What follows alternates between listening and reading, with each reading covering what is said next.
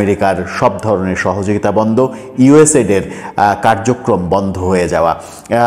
এই বর্তমান সরকার, ইউনূস সরকার যখন সব ক্ষেত্রে ব্যর্থতার পরিচয় দিচ্ছেন, দেশ চালাতে হিমশিম খাচ্ছেন, তখন আমেরিকা থেকে এরকম বার্তা সরকারের জন্য ভয়াবহ পরিণতির দিকে নিয়ে যাবে, এমনটা মনে করেন বিশেষজ্ঞরা।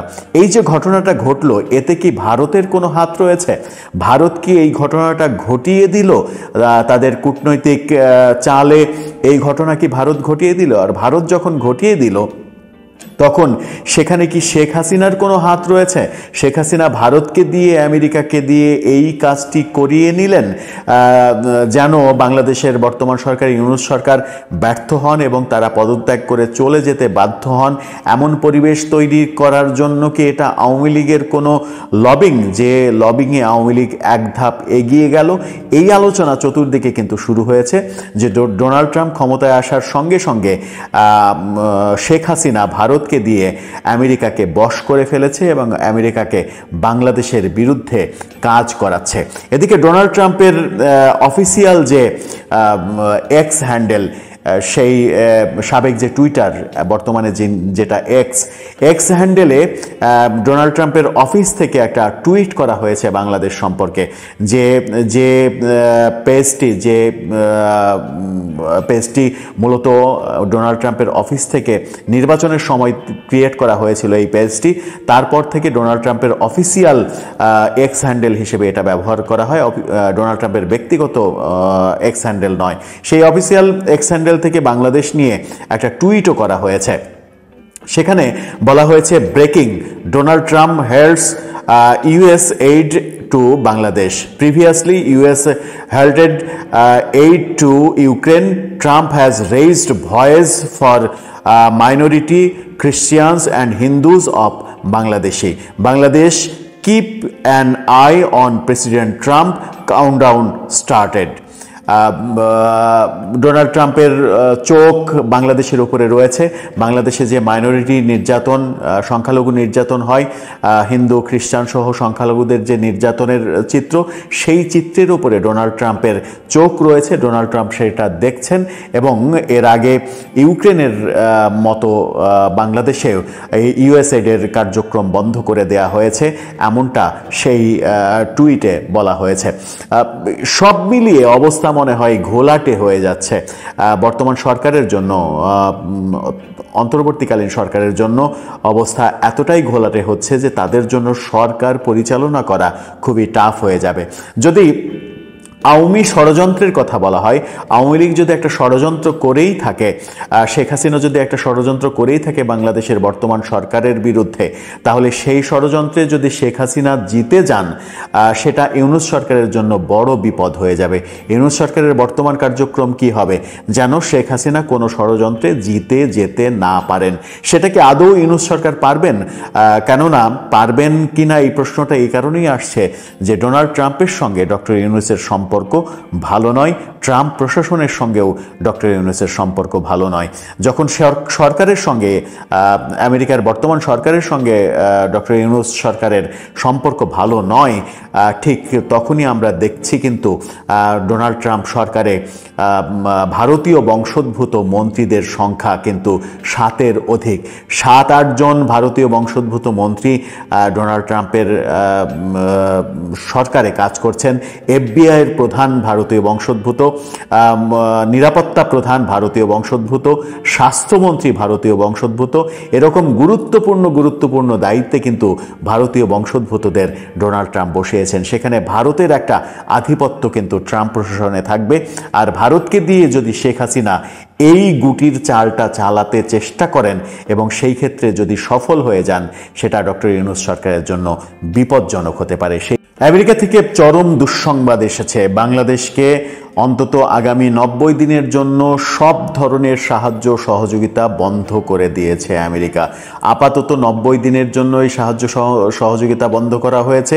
সেটা দীর্ঘমেয়াদী হবে কিনা সেটাই এখন সব থেকে চিন্তার কারণ। তাতে আমাদের দেশের আর্থসামাজিক অবস্থা কি দাঁড়াবে? তখন তাদের মুখে শোনা গেল আমেরিকার সঙ্গে তারা নাকি তেল কেনার চুক্তি করেছেন। আদতে চুক্তির ব্যাপার কিছুই হয়নি। চুক্তি সংক্রান্ত একটা এমওইউ মানে প্রাথমিক একটা সম্মতি পত্র তৈরি হয়েছে এবং সেটা আমেরিকার সরকারের সঙ্গে নয়, একটা বেসরকারি প্রতিষ্ঠানের সঙ্গে তেল ক্রয় সংক্রান্ত প্রাথমিক সমঝোতা হয়েছে, সেটা কোনো চুক্তি নয়। আবার উল্লেখ করছি, এটা আমেরিকার সরকারের সঙ্গে হয়নি, কিন্তু সরকার ফলাও করে সেটা প্রচার করেছে আমেরিকার সরকারের সঙ্গে। ডোনাল্ড ট্রাম্প ক্ষমতায় আসার পরে আমেরিকার সবথেকে বড় চুক্তি বাংলাদেশের সঙ্গে এমন করে ফলাও করে প্রচার করার চেষ্টা করা হয়েছে, যেটা আদতে বাংলাদেশ সরকারের সঙ্গে আমেরিকার সরকারের কোনো চুক্তি নয়। এটা বেসরকারি একটা সংস্থার সঙ্গে, বেসরকারি একটা কোম্পানির সঙ্গে চুক্তির প্রাথমিক সম্মতিপত্র, তাও এটা চুক্তি নয়। সেরকম একটা মুহূর্তে আমেরিকা থেকে ঘোষণা এসেছে বাংলাদেশকে আগামী 90 দিনের জন্য সব ধরনের সাহায্য সহযোগিতা বন্ধ করে দিয়েছে তারা।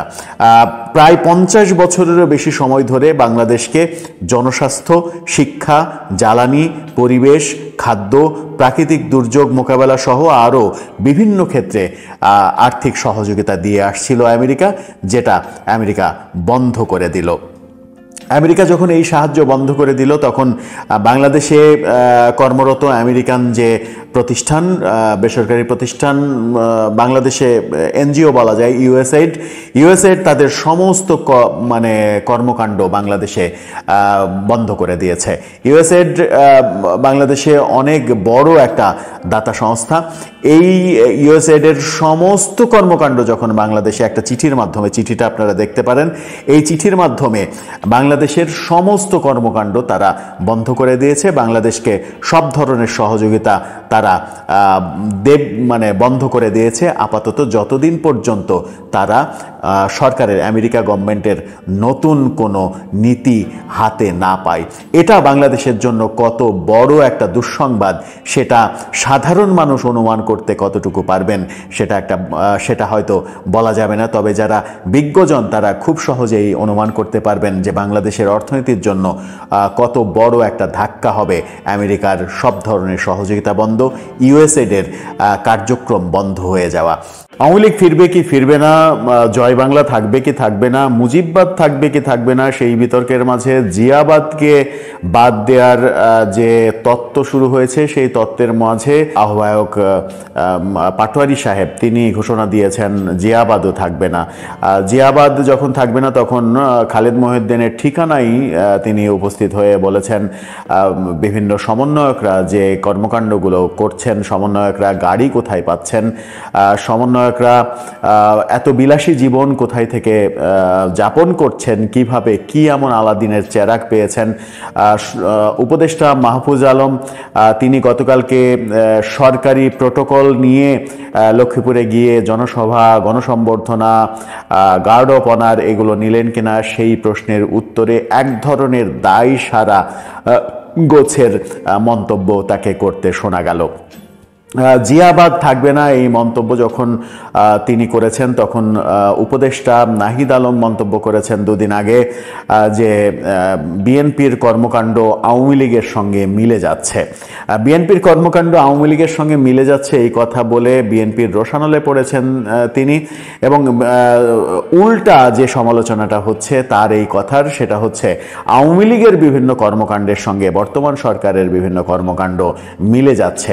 আওয়ামী লীগকে একদিকে ফ্যাসিস্ট বলে সেই একই কর্মকাণ্ড বর্তমান সরকার করছে, এমন আলোচনা সমালোচনা রয়েছে। সরকারি পৃষ্ঠপোষকতায়, সরকারি পুঁজিতে, সরকারি টাকা খরচ করে যে আওয়ামী লীগের আমলে এমপি মন্ত্রীদের যে সফর আমরা লক্ষ্য করেছি, তোরণ নির্মাণ লক্ষ্য করেছি, হেলিকপ্টার বিমানে চড়ার যে ব্যাপারগুলো লক্ষ্য করেছি, সেগুলো এই সরকারের উপদেষ্টারাও করছেন, এমন আলোচনা কিন্তু চতুর্দিকে ছড়িয়ে পড়ছে। বিশেষ করে উপদেষ্টা আসিফ মাহমুদ সজীব ভুঁইয়ার সম্প্রতি হেলিকপ্টার সফর, তিনি এর কম্বল বিতরণকে কেন্দ্র করে 23 বার হেলিকপ্টারে চড়েছেন, এমন আলোচনা সামাজিক যোগাযোগ মাধ্যমে রীতিমতো ভাইরাল হয়েছে। অনেকে বলেন 30,000 টাকার কম্বল বিতরণ করার জন্য 10-12 লাখ টাকার হেলিকপ্টার ভাড়া দিয়েছেন তিনি। হেলিকপ্টার ভাড়া করা হয়েছিল স্কয়ার গ্রুপের হেলিকপ্টার, সেই হেলিকপ্টারের ভাড়া কোথায় থেকে এসেছে, সরকারি দপ্তর থেকে এসেছে কিনা কিনা সেগুলো একসময় তদন্তে বের হবে এমন আলোচনা বিভিন্ন সেই আলোচনা কিন্তু শুরু হয়েছে চতুর্দিকে। আলোচনার ফলাফল কি হবে সেটা অবশ্য বলা মুশকিল। এদিকে আওয়ামী লীগ জয় বাংলা, মুজিববাদ, জিয়াবাদ এগুলো নিয়ে যখন বিতর্ক হচ্ছে তখন আজকে উপদেষ্টা রেজওয়ানা তিনি বললেন যে উপদেষ্টা থাকা অবস্থায় ছাত্র উপদেষ্টারা সরকারের সুবিধা নিয়ে দল গড়ার কাজ করছেন কিনা এমন প্রশ্নের উত্তরে তিনি বলেছেন, যদি কেউ দল গঠন করতে চায়, দলের হয়ে কাজ করতে চায়, তাহলে সরকার থেকে বের হয়ে গিয়েই করবেন। কিন্তু এখনই করছেন কিনা সেই প্রশ্নের খুব একটা সদুত্তর তিনি দিতে পারেননি। কারণ বিভিন্ন জায়গায় সফর, বিশেষ করে উপদেষ্টা মাহফুজ আলমের সফর, আসিফ মাহমুদ সজীব ভুঁইয়ার কম্বল বিতরণের সফর, এই সফরগুলো প্রশ্ন তুলছে যে রাজনৈতিক দল গঠনের প্রক্রিয়ায় উপদেষ্টারা সরাসরি এবং সরকারি পৃষ্ঠপোষকতায় কাজ শুরু করেছে। সেই কাজ শুরু করেছেন কিনা তারা আদতেও, সেই প্রশ্নের উত্তরে ডক্টর রেজওয়ানা তিনি পরিবেশ উপদেষ্টা তিনি এক ধরনের দায়সারা গোছের উত্তর দিয়েই দিলেন। উত্তরে খুব একটা যে সমাধান মিলল সেটা নয়। উপদেষ্টারা সরকারি পৃষ্ঠপোষকতায় বিভিন্ন সফর করছেন কিনা এর উত্তর কিন্তু এখনো বাকি রয়েছে। এর সদুত্তর আসলেই প্রয়োজন, কারণ একটা ফ্রেশ ইমেজ তৈরি করার জন্য, একটা ক্লিন ইমেজ তৈরি করার জন্য সরকারের এই উত্তরগুলো খুবই প্রয়োজন। এরকম আলোচনা যখন চলছে তখন আওয়ামী লীগের নেতা কর্মীদের বিভিন্ন রকম গণমাধ্যমে সাক্ষাৎকারের ঘটনা আমরা দেখছি। অনেক নেতাকর্মী এরই মাঝে গত একদিনে বিভিন্ন গণমাধ্যমে সাক্ষাৎকার দিয়েছেন। আওয়ামী লীগ ফেব্রুয়ারিতে 21শে ফেব্রুয়ারিকে কেন্দ্র করে আন্দোলন সাজানোর চেষ্টা করছে এবং একাধিক গণমাধ্যমে আওয়ামী লীগের কর্মীরা আওয়ামী লীগের নেতারা বলার চেষ্টা করেছেন যে 26শে মার্চের মধ্যেই তারা দেশে ফিরবেন। 26শে মার্চের মধ্যেই আওয়ামী লীগের নেতারা দেশে ফিরতে চাইছেন। কোন গ্রাউন্ডের ওপরে, কি এমন গ্রাউন্ড তাদের তৈরি হচ্ছে কিংবা হবে সেটা আলোচনার বিষয় হতেই পারে। গ্রাউন্ডটা কি হতে পারে? গ্রাউন্ডটা এমন হতে পারে যে আমেরিকা সরাসরি হস্তক্ষেপ করতে যাচ্ছে বাংলাদেশের রাজনীতিতে। আমেরিকা যদি সরাসরি হস্তক্ষেপ করে, ভারত যদি সেখানে এক ধরনের দুতিয়ালি করে, সেটা যে শুরু হয়েছে, সেটা যে ইতিমধ্যেই কার্যকর হতে শুরু করেছে সেটা অবশ্য বলা যায়। ইতিমধ্যে সরকারকে দেখা যাচ্ছে যে স্বাস্থ্য খাতে অনুদানের জন্য, স্বাস্থ্য খাতে দ্বিপাক্ষিক সম্পর্কের জন্য চীনের সঙ্গে তারা বোঝাপড়ায় যাচ্ছে এবং পররাষ্ট্র উপদেষ্টা বলেই দিয়েছেন যে ভারতের চাইতে সহজলভ্য চিকিৎসা চীনে সম্ভব, আমরা চীনে চিকিৎসা নেব এবং চীন বাংলাদেশের চিকিৎসা সেবায় অনুদান দিতে চায়, এমন আলোচনা চলছে। অর্থাৎ ভারতকে এক ধরনের অ্যাভয়েড করা, ভারতকে বাদ দিয়েই পরবর্তী কর্মপরিকল্পনা তৈরি করার ব্যাপারগুলো সামনে নিয়ে আসছেন উপদেষ্টারা।